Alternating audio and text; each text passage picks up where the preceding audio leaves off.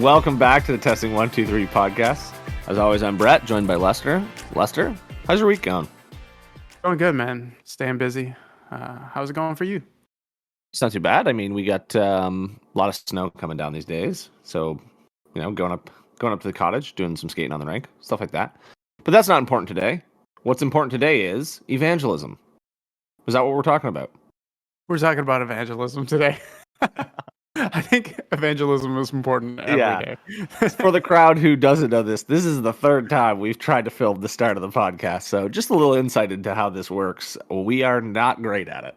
But let's jump into the actual topic, which is evangelism. And we're going to be talking about just kind of why it's important. The how, why, when, maybe would be the three I would use. Sure. When being pretty obvious always. But why don't you kick us off in the direction you want to go, and then we'll just roll with it.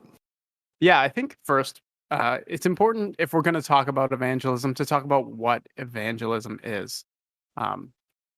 Evangelism is proclaiming God's gospel, the message to those who don't know him yet.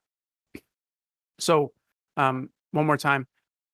Evangelism is proclaiming God's gospel to those who do not know him yet. And that is the good news about Jesus Christ, who has the power to save all who believe in him and rescue them from sin. So we talk about evangelism a lot, especially in the church as it relates in the New Testament. But first, I want to get to evangelism as it appears in the Old Testament. We're going to go back to that famous passage in Genesis 12, where God makes this promise or covenant with Abraham, and he says, "I will make of you a great nation, and all the nations of the earth shall be blessed through you." And really, this is the start of God's declared intention for the nations, if you will. That's God saying that, yes, I am blessing you, Abraham, here specifically, but I am also intending to bless all the nations through you, Abraham. So, in fact, when we often think about evangelism and proclaiming the gospel, we think about God's intention in the New Testament, but actually it starts in the Old Testament. Even in like Isaiah 56, God refers to his house as a house of prayer for all the nations. And specifically, it says, "My house shall be called a house of prayer for all peoples." Kol ha-amim, which means all the peoples. And so that's this strong indicator that God is actually reaching to everybody throughout all of time, all of human existence. God has been reaching to all of us. So I don't want to dive too deep into the history because that's not really where we're going to focus today on like how God evangelized through the Bible. We're kind of looking future and like how us sitting right here can evangelize. But I will ask you one question before we move into like the meat of this podcast. I just had some non-Christian friends, and Lester, I want you to answer this because you're the smart one on the podcast. Debatable. I'm just pumping your tires over here. No.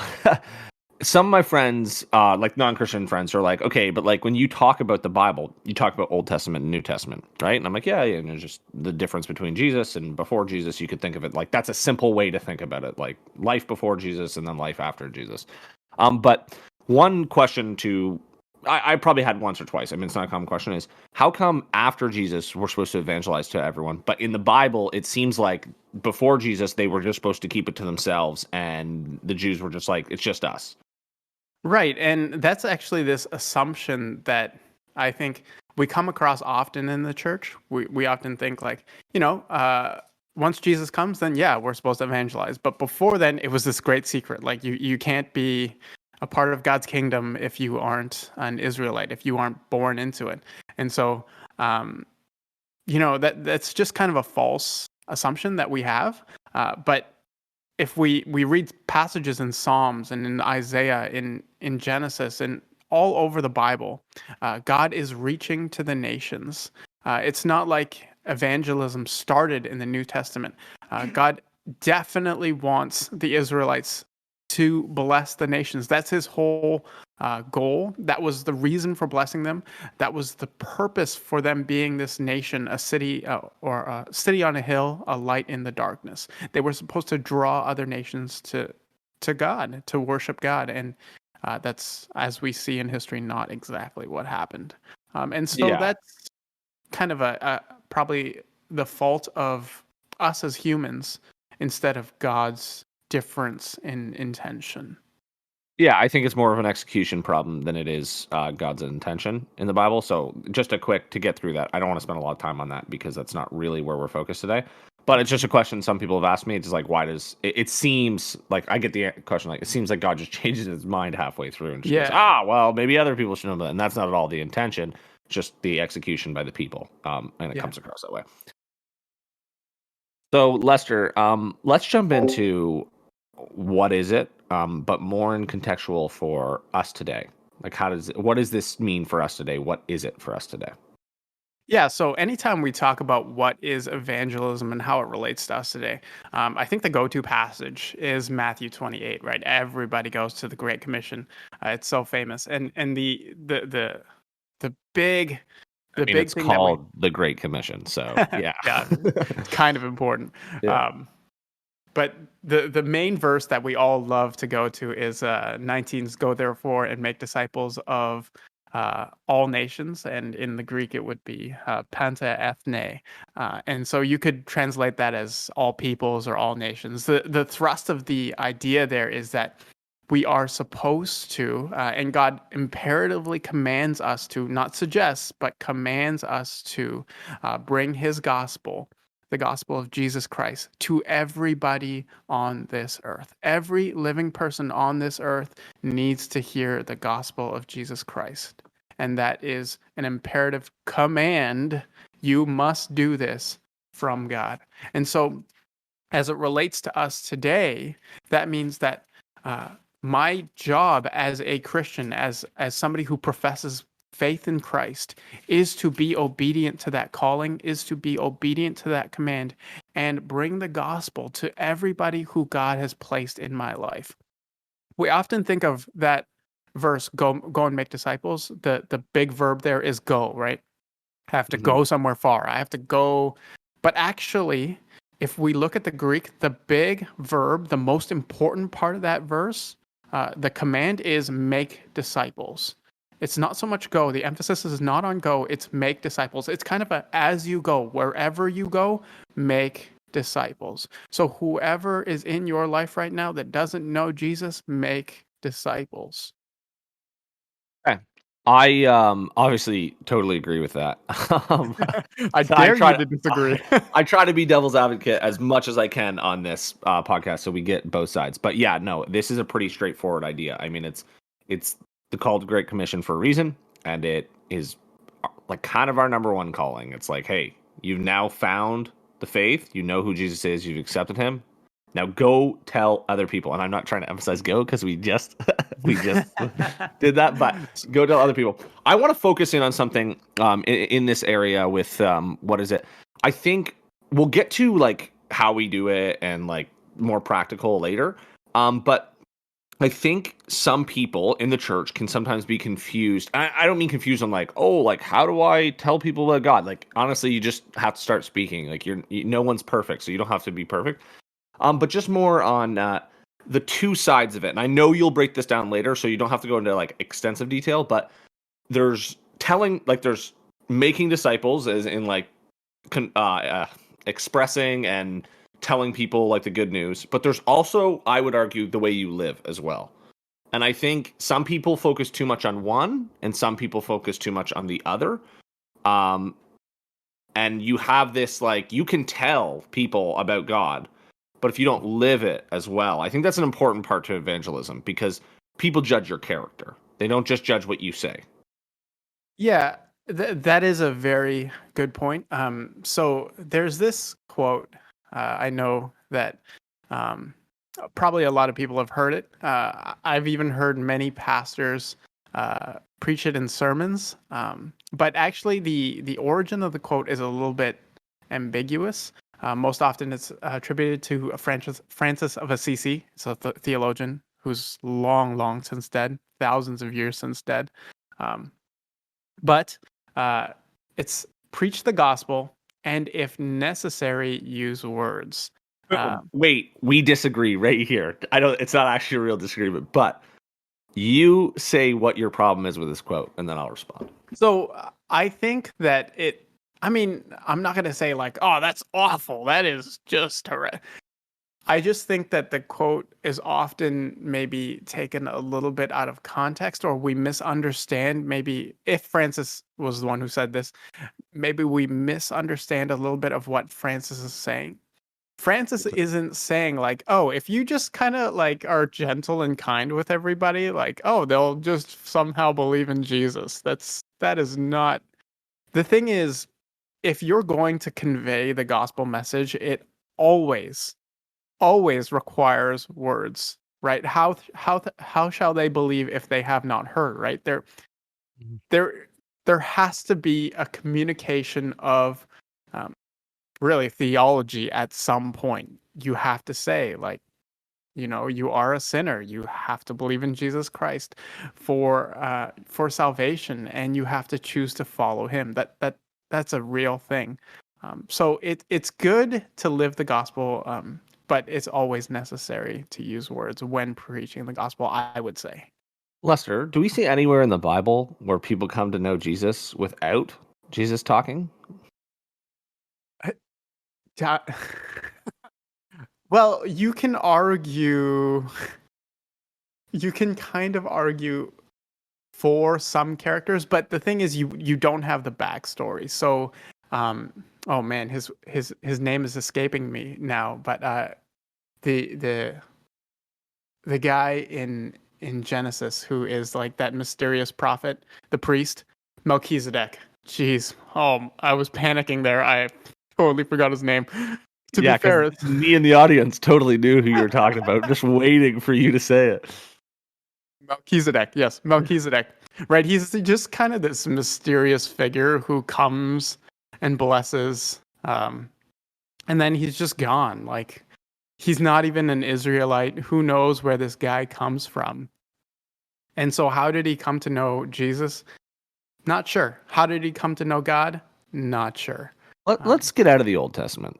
Let's get to the New Testament. Let's focus on Jesus' life. Is there a time when someone comes and realizes and like you could say that in an overarching term becomes a Christian, but really just like, we'll get into the ABCs and stuff like that later. But is the actions of Christ are enough, and he doesn't use words? Does that ever happen?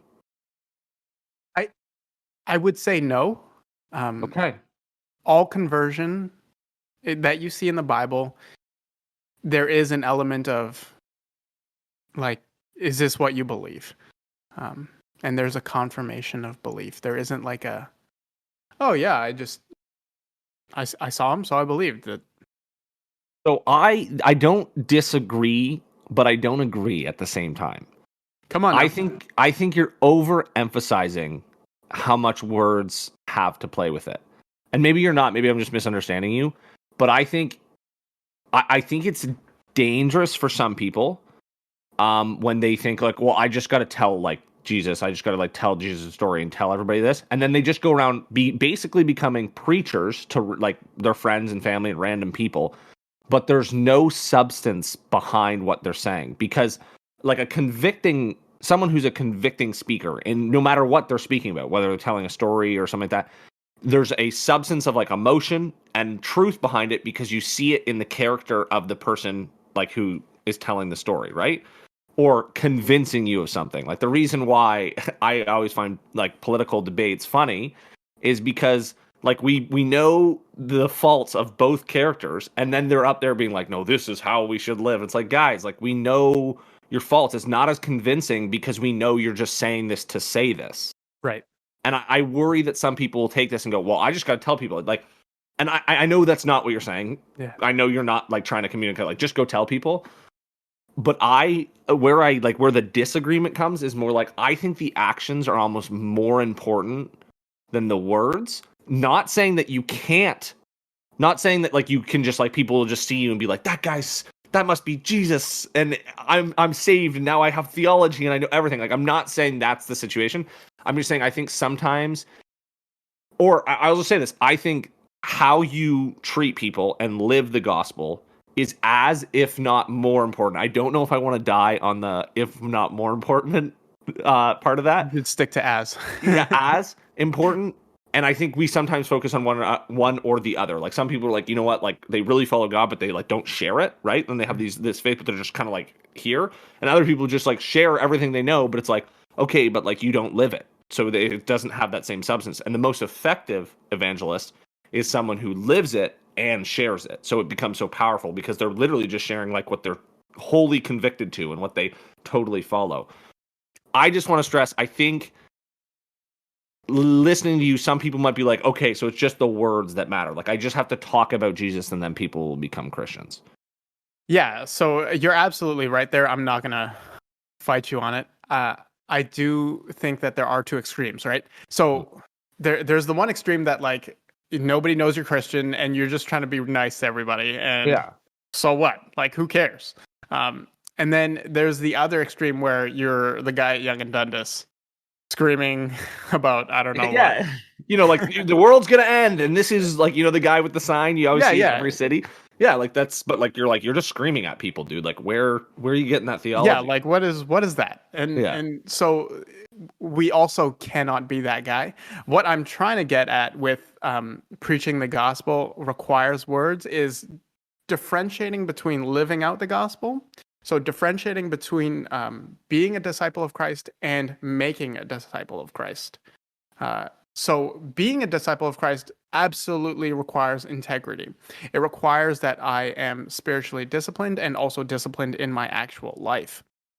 It requires that I am demonstrating the fruit of the Spirit. That's a real thing. If you're not demonstrating the fruit of the Spirit, I mean, it doesn't matter the words that you're saying. The words that you're saying almost become empty words. Um, but if you only have the action, then there won't be actually any sharing or preaching of the gospel. It's very, I would say, near impossible to make a disciple if all you do is like demonstrate. Yeah, and that's where I'm not. Again, I said I agree and I disagree.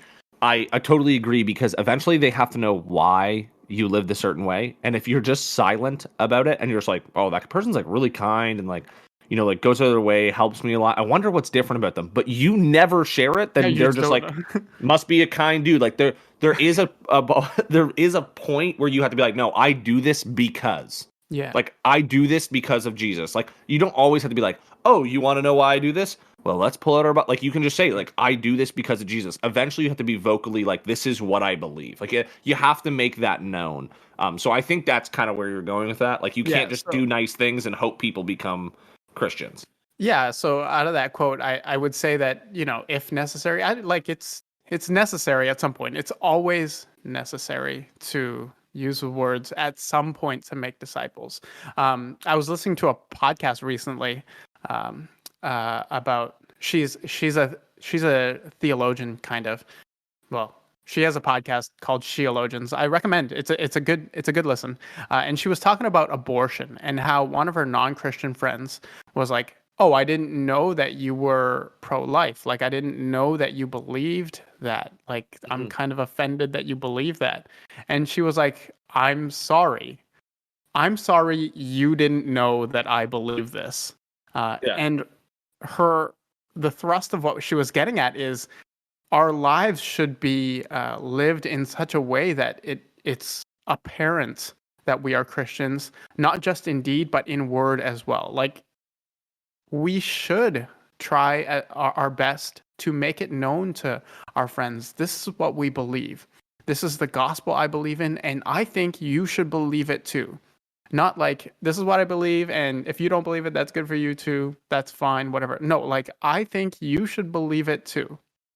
I mean, we've covered that idea already. That you believe what you want to believe, I'll believe what I want to believe. Yeah. We did do a podcast on that, so hopefully you've listened to that one as well. Yeah, the idea that you can just silently like show God love and people become Christian, I think we both kind of agree. Like eventually not eventually, you have to like stand up for like what you believe and make it known, because that can be the difference. Like sometimes people will just think you're a nice guy, but then they're like, oh, there's a reason behind it. Or, you mean, Yeah. there's a reason he does this. And just like you said in that example, like, I'm sorry you didn't know what I believed, because like what I believe is so powerful. Like you should have known. I should have made it known. So I think we're kind of getting to like the semantics of a quote, and we're like breaking Yeah, it whatever. down way too. The point we're making is evangelism is often viewed as like going and making Christians, like telling people. Like if you ask someone what evangelism is, I think you'd more often hear the answer like, "Oh, telling people about God." Yeah. Right? I just want to say they're also telling people about God. It's important to have like be disciplined and be walking with God, because it becomes more powerful. Like Absolutely. if you believe in something, like everyone's had a friend who was like convicted of something, and I don't even mean like something serious. They just like believe something was, and there's so much more like passion and power behind that than just like, oh, like yeah, you should like this is what's going on. Like it's just there's so much more behind it, and that's when we really can be effective for God. So maybe I'm more arguing an effective standpoint than a you know, actual like how do we do it point. But that I think that's important to bring up, because I think it's important for people to know like just telling people is not as powerful as like living it. And we'll get into like the who should we focus on, and like maybe where more can be done, but we're almost there. But let's jump to why it's important. I mean, we've touched on this idea, but why is it so important for like me and you and Anthony and everyone else we know to like really this be a foundation of our life? Well, I mean, we touched on this a little bit earlier. Why is it important? I mean, first of all, it's an imperative command from God. So, I mean, Mhm. that's number one, right? God commands it, so it's important. I mean, this is God we're talking about. If God commands something, then it must be important, just by definition. So that's number one. But that aside, um, bearing fruit is one of those things that, as a Christian, should come naturally in your life. I'm going to be honest. Yes, it's more for some of us. It's more difficult than others. I know. For some of us, you have more opportunity than others. That's a real thing. I understand. But in life, God wants us to bear fruit. He commands us to make disciples. That's a thing. And so, if that's not something that is currently a part of your life, I really would encourage you to really think about that. Think about why it is that you haven't quite got there yet. And maybe what are some of the changes that you could possibly make in your life to get there. We talk about discipleship at Springvale quite often, and we talk about discipleship in 5 stages. You know, there's the crowd person who doesn't know anything about Jesus and really doesn't care. There's the curious person who is curious. Really, there's no, Mhm. they're starting to ask questions. Then there's the convinced person who has said, "Yeah, I'm going to make a profession of faith. Yeah, I believe in Jesus." There's the committed person who is connected and starting to be in life groups and starting to serve at church. And finally, there's that commission phase where you're actually going to make other disciples. You're multiplying. And that's where we want to get as Christians. That's where we want to get in our discipleship walk. We want to get to that 5th stage of being commissioned. And so it's an important part of our discipleship journey. And I can't emphasize enough how important it is that we bear fruit as Christians. Mhm. Yeah, I mean it's talked about a ton. Jesus talks about it a ton. We should bear fruit. Paul talks about it a ton. Like this is not an idea that's just brought up once and then been like, oh, if you don't do it, no worries. Like, um, yeah, I think there's not like there's no. I don't think I have anything to add to that. Like we should bear fruit. that should be a goal. You want to add something though. You look like you want Yeah. to add something. So add. Go ahead. The theologian in me is just like, no, Yeah. wait, there's this is probably, I don't know who's going to listen to this, but we often think about mission as the biggest purpose of the church. And I would actually disagree with that. Discipleship. No, I was trying to guess what you think is the biggest. No, I actually don't think, even though it's in my job title, I don't think discipleship is the number one goal of the church. The number one goal of the church is worship. Okay. We need to worship God, right? That is what we were made to do. You and I were made to worship. Chris Tomlin got that right. I was singing the song too. Okay, continue. Anyway, but that is the biggest goal of the church. And out of a passion for worship comes our drive for mission, right? We are passionate about worship, and we're passionate about bringing that worship to those who do not yet worship him. We bring worship where it does not exist yet. And if we think about this, worship is forever. When we get to heaven someday, when this earth is all over, there will still be worship. But when we get to heaven and this is all over, mission will cease to exist. And that's John Piper. That's not me. So don't credit me with that brilliant thinking. That is John Piper. That's how he starts his book, Let the Nations Be Glad, that worship is forever, but missions is a temporary necessity. And the purpose of mission is to bring worship to the nations. So if you love God, if you're passionate about worshiping God, that should naturally spill over into wanting to bring worship to the nations. Yeah, I mean, that's a bunch of great points. I really like it. I have nothing to add to that. It's a contagious thing. It's not like a chore. It's not like something like, oh, we worship. Now we got to go tell people about God. Like if that's your attitude, you're missing a huge part of the Bible. It should be something that just like, even when I talk to some of the people that I look up to in my faith, like it's not even something that they like choose to. It's just God just uses them. Like they're just like, oh, I met this guy, and like it just kind of came up, and so I obeyed God and I started sharing the gospel, or I was here. Like when you go and talk to people who are in that commissioned phase, like it's not something that I think some people think like I got to go find these people and then become friends with them and like do all this work. It's like no, like God will give you a ton of opportunities. Yes, you got to go find people. Like if you're only hanging out with Christians, well then God's like, who are you witnessing to? Like they know this, right? But at the same time, he's not like you have to do all the work, and at the very end, I'll say hi to them. Like God, the one thing I used to work for ministry, and the one thing I said, God changes the heart. So like you can do all you want, but like you can't change their heart and convince them to like choose God. So if you think that the pressure onto their salvation, if you don't do it right here and there, like God's the one who changes the heart. So you just have to follow his calling. Like you just got to go do it, and then let him take care of the rest. Because I think some people when you get into evangelism are worried like, oh, what do I say? How do I do it? And that's where we're heading now is how do we actually do it? Yeah. Like how do we go about this in Stouffville and the GTA? How do we go about doing this? And I'll touch on the point I was making earlier later on. But like, why don't you lead us off with that? Is like, how do we actually go do this? So we know it's important. We know what it is. But like, how do I do it? Yeah. So the thing that you want to remember when it comes to how do I evangelize to my friends is that you touched on this, the onus of converting somebody, it lies with God. It lies with the Holy Spirit. There is no perfect formula for like, if you say these words in this order with this cadence and at this dynamic, you cry right here and then pull it back, then insert a joke, boom, Christian. There's no script. So I work in sales, and so like I have to call on new customers and stuff, and when you first start, you're given a script because no matter how good you think you are on the phone, you're just not, because you don't have the practice. It's all about reps.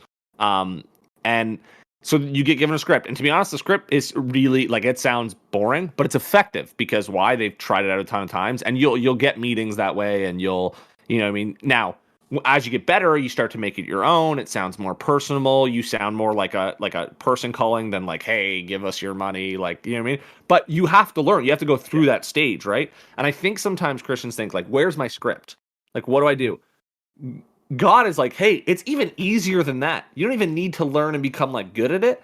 Yeah. Just start doing it. You're going to make a lot of mistakes, but the willingness to do it, you'll learn. And just like someone who like started in sales and was following the script makes it their own, you'll eventually like be pulled by the Spirit, like, oh, this is when I should speak up here. And like, this is maybe I shouldn't say this. And part of the what you should and shouldn't say, like, I know I'm kind of going off a tangent here, because like I think people think it's like, oh, if I mention that, then they'll be offended and they won't want God. Or if I don't mention this, then they won't really know God. Or there's so much pressure.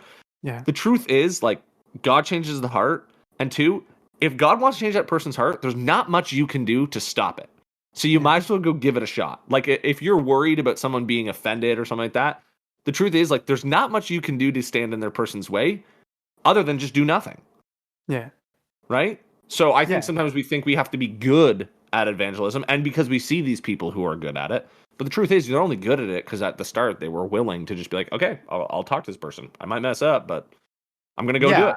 I love that you pulled in that analogy of sales, because I actually often use that analogy as well when it comes to evangelism. And I kind of do it this way. I say that it is my job to be in marketing.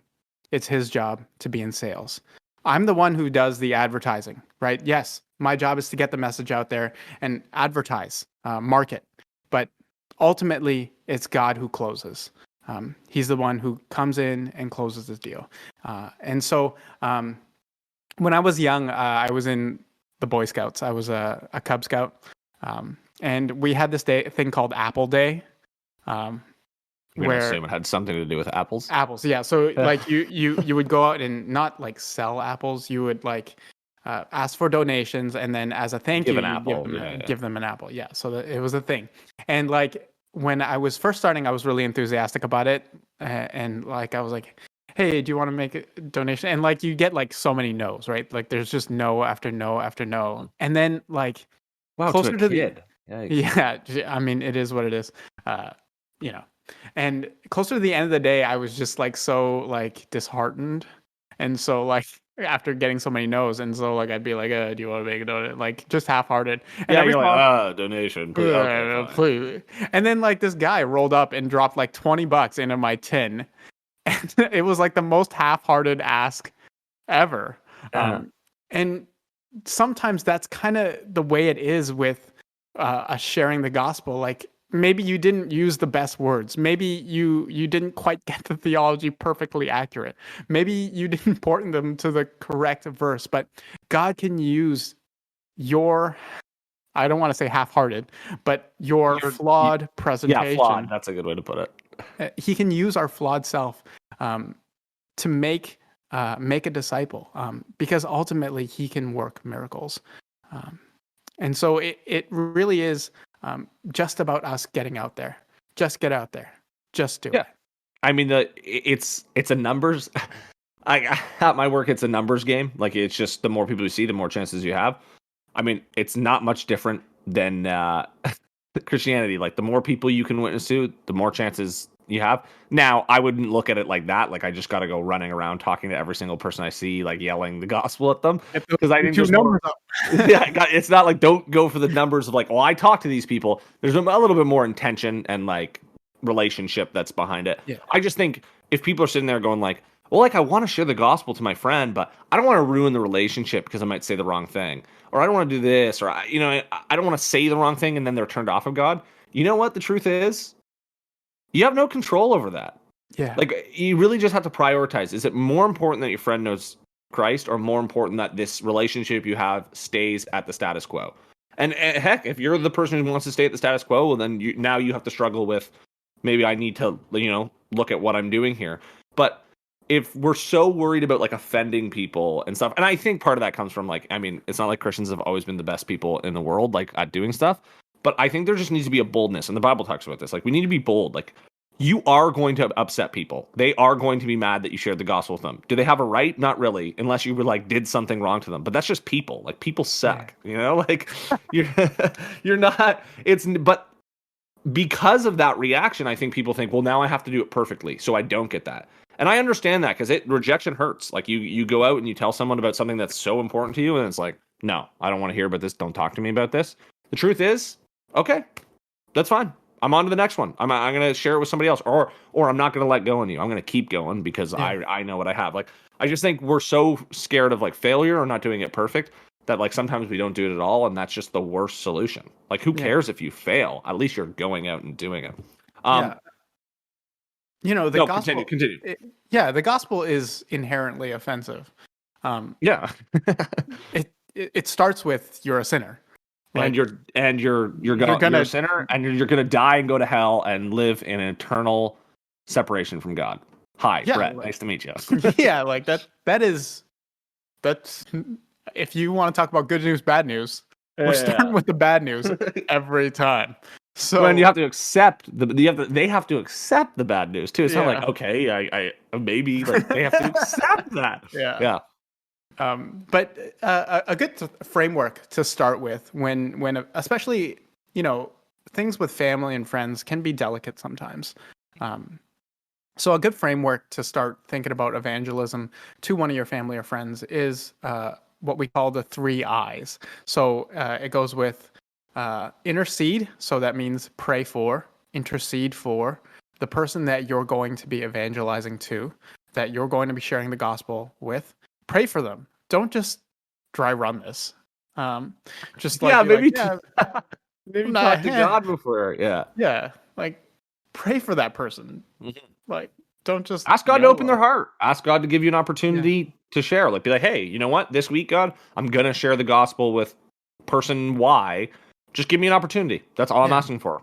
Just give me an opportunity, whether it's perfect or not.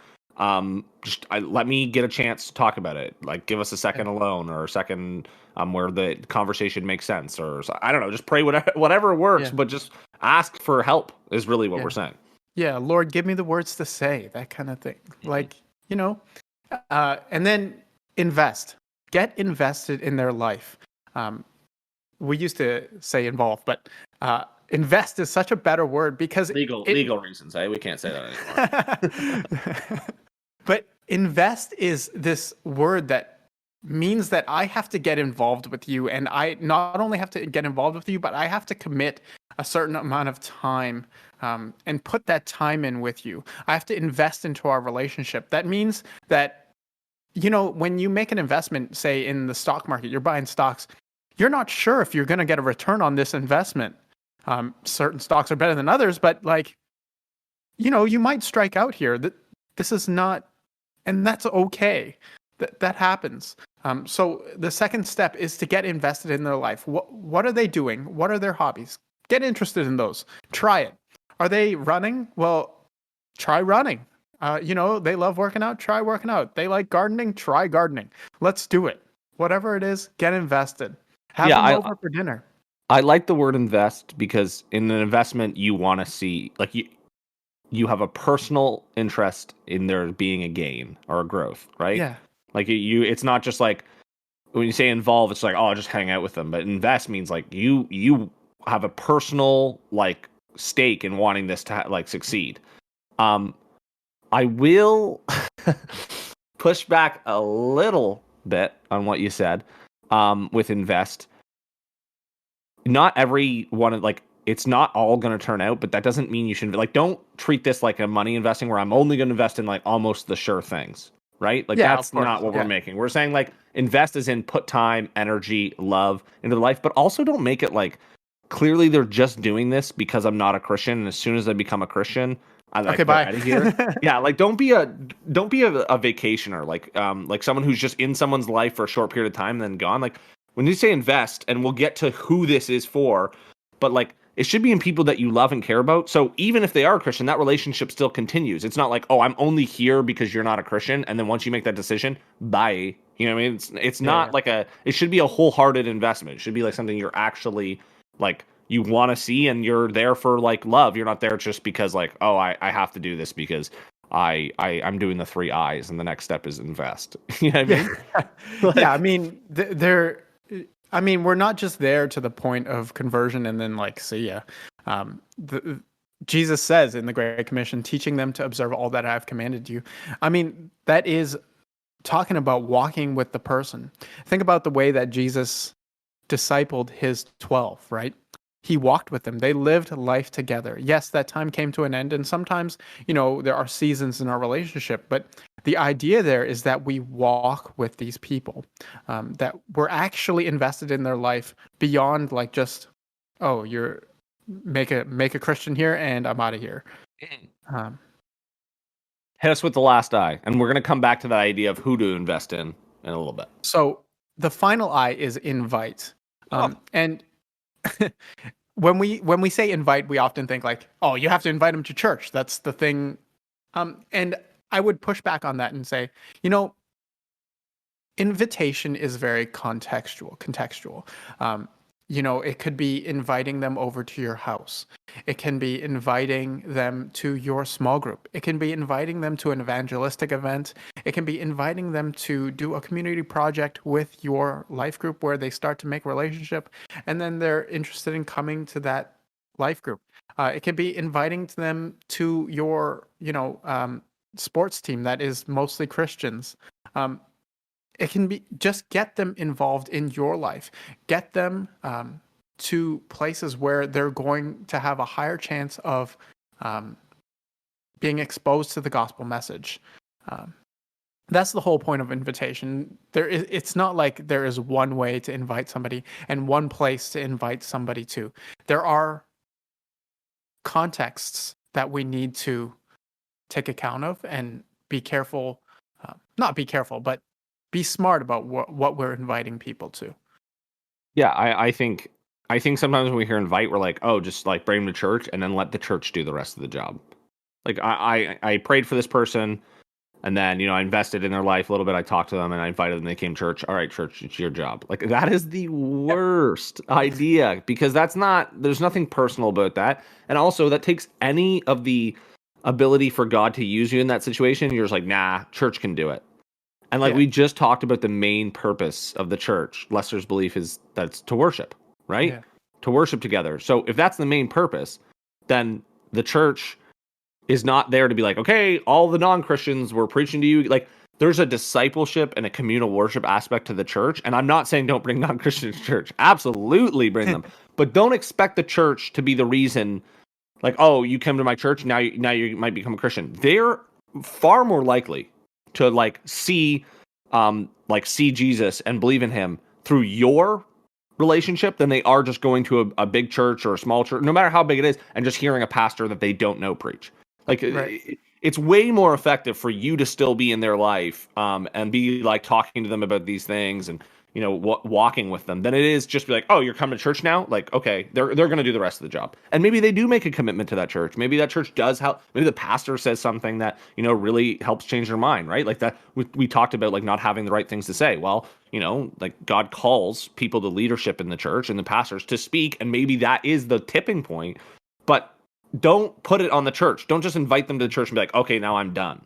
Like that's Yeah. not making a gospel. That's just inviting someone to go somewhere, which is not Yeah. that hard to do. Like you could convince anyone to show up to church. Say there's free food or something like that. People will show Touchdown. up. Got him. Yeah, yeah. Like Walked in the doors. Touchdown. Got it.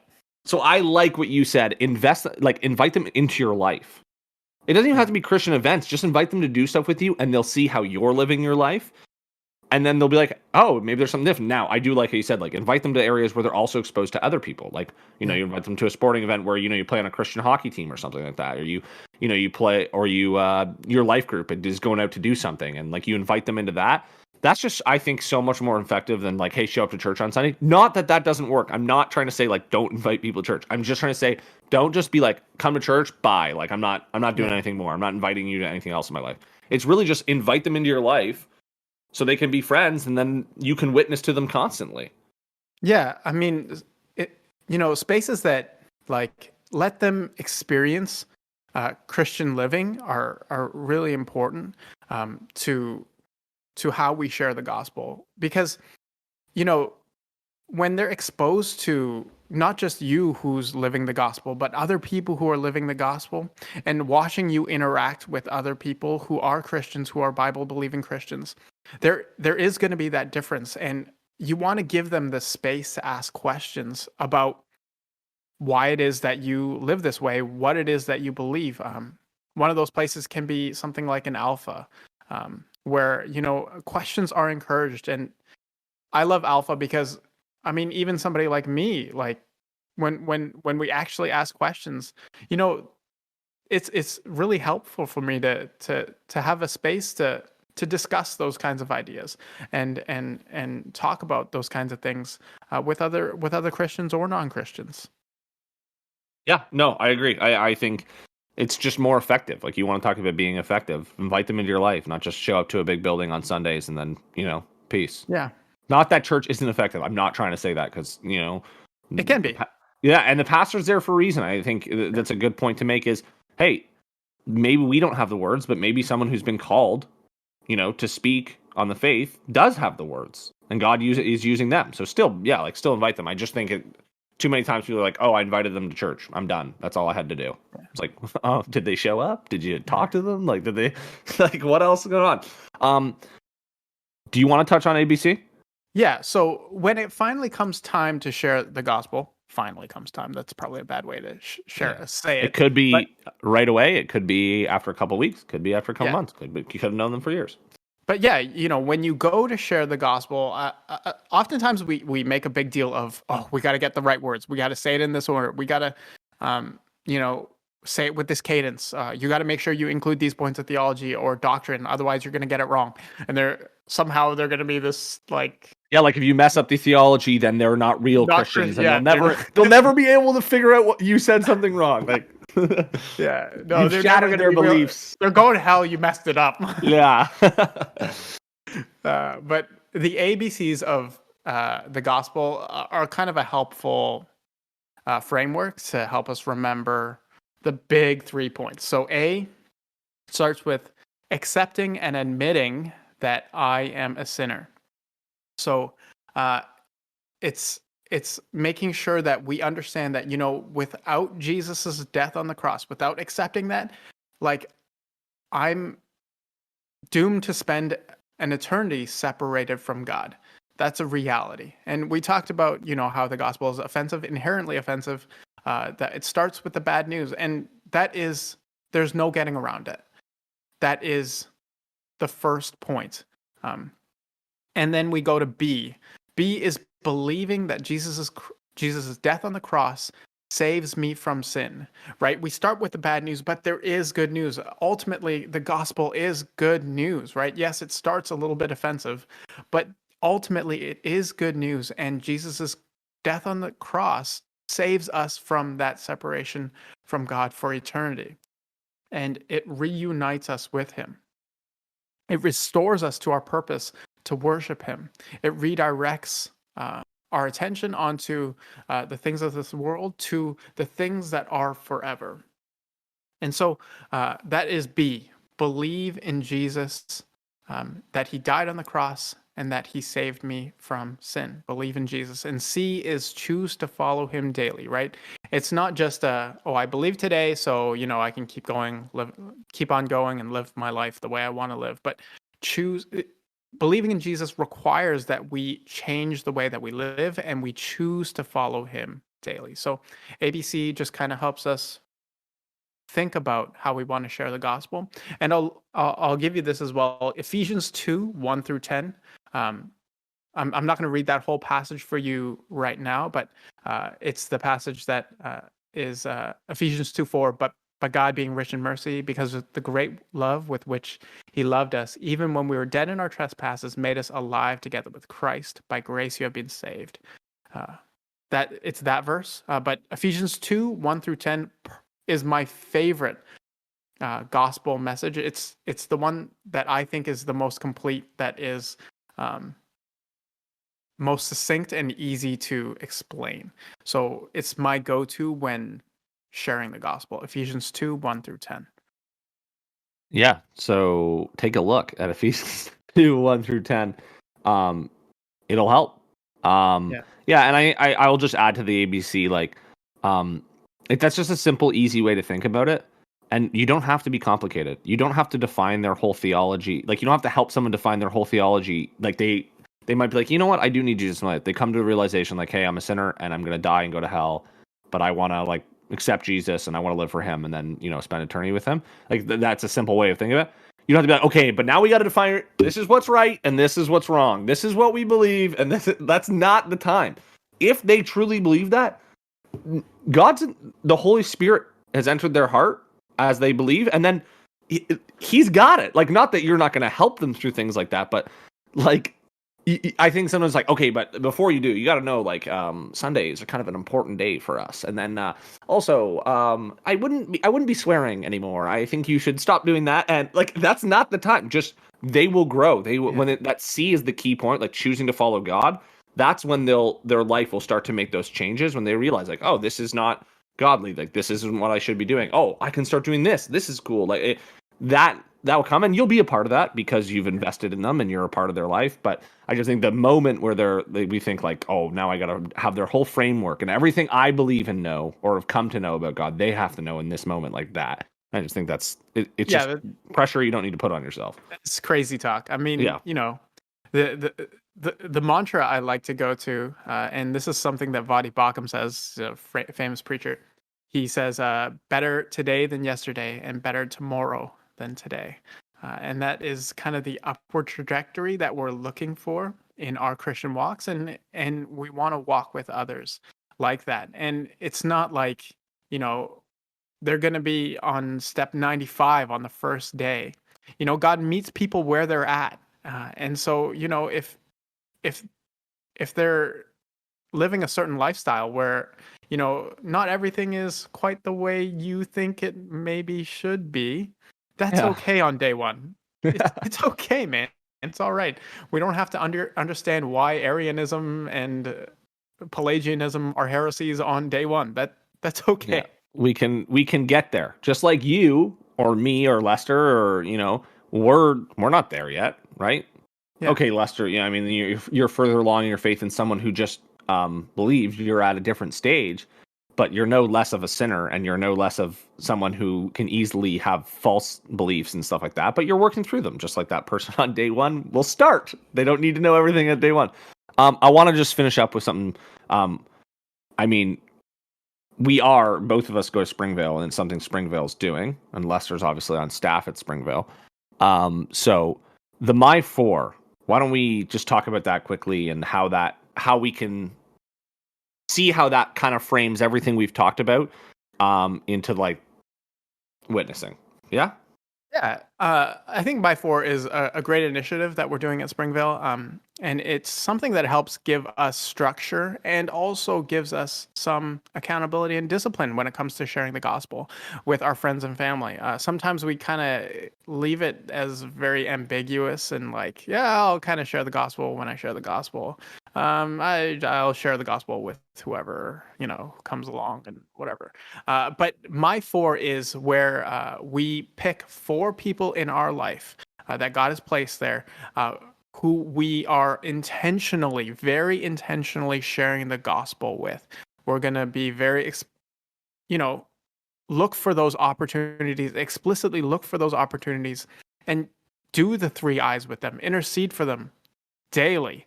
We're going to we're going to invest in their lives, and we're going to invite them when the time is right. So, my four is something that I would encourage you as listeners to do as well. To pick four people in your life and say, like, I'm going to be accountable to this. This is going to keep me disciplined, and I am going to be very intentional about reaching at least these four people in my life. Because really, that's what God has commanded us to do, is to make disciples. Yeah, and I think just to add to that, I think what this does is help focus you. I think sometimes when we think of like, oh, evangelizing or like going out there and making disciples, we think I gotta go and I gotta find these groups and communities who don't know Jesus and then witness to them. Well, you know what? You probably know 4 people in your life that you work with, play on a team with, that don't know Jesus, and you're probably friends with them already. Start there. Start small. I think sometimes we try to think too big. Like on day one, we become a Christian. We're like, okay, I'm the next Moving to India. I gotta go. Yeah, I gotta go right now. And hey, some people are called there, but a lot of us are not. Most of us are not. But we have to. We believe like I'm a Christian. I guess I'm the next Billy Graham. Like that's just like you know what I mean. Like I guess I gotta witness to billions now. Like that's not how it starts. It starts small. And then God has chosen people, like given them the ability that maybe they do grow into somebody like Billy Graham. You know what I mean? Like I'm not. I just like I think sometimes we think I gotta be witness 1,000 people a day, and then that gets daunting because you're like I don't even know where I would do that, or like I don't even know what I like. I'm still trying to learn what I believe. I'm still trying to get my life better. Like I think, I just like start small, and that's what this does. It says, hey, 4 people, and then get someone else who you're as a friend or family member who's also Christian that can keep you accountable. So it's not just like. Yeah, in my head I have these 4 people, but like no one knows, and if I don't do anything, like it will never, no one will ever find out. And then just start small. Just pray. Yeah. Pray for an opportunity, and maybe you get one. Maybe it's a little while. I don't know what the schedule is going to be, but just start praying for those 4 people. I know that. I mean, this is not a Springvale. It doesn't have to be. You don't have to go to Springvale to like do this. It's just a clever idea to like, hey, let's focus on 4 people in our life that we can. Intercede for, we can invite, and then we can invest in. I know I put that in the wrong order, but yeah, it's just a way to focus us, and then it helps us realize that the people we can be witnessing to are in our daily life. They're not on the other side of the world. I mean, not that isn't needed, but for a lot of us, we can start small, right? Yeah. Maybe one out of those 4 people is interested, and maybe you go through it, and that's awesome, right? One person saved is another person saved. And it says in the Bible they're rejoicing in heaven, right? Like that is a huge win. Yeah, and I think sometimes, just like in other places in life, right? We define success by the top performer. So we look at, like, when I mentioned Billy Graham, somebody who witnessed all over the world, and we think, well, I'm not a real Christian if I'm not like that successful. That's crap. That's just crap to believe in. Like, they rejoice in heaven over every soul that's saved. Yeah. And God's not any less mad at you for not saving more people. This isn't a tally where he's like, oh, we got it. We got these guys on the board. So just start small is where I would say. And it's tough, especially when you have a relationship with these people. Sometimes the things might change, right? Yeah. Like they might be like, oh, you're a Christian now. Well, I don't want to do this or that. And that's just that's the sacrifice. God doesn't say our life's going to be easy, but He does say that He wants us to. He does command us to share.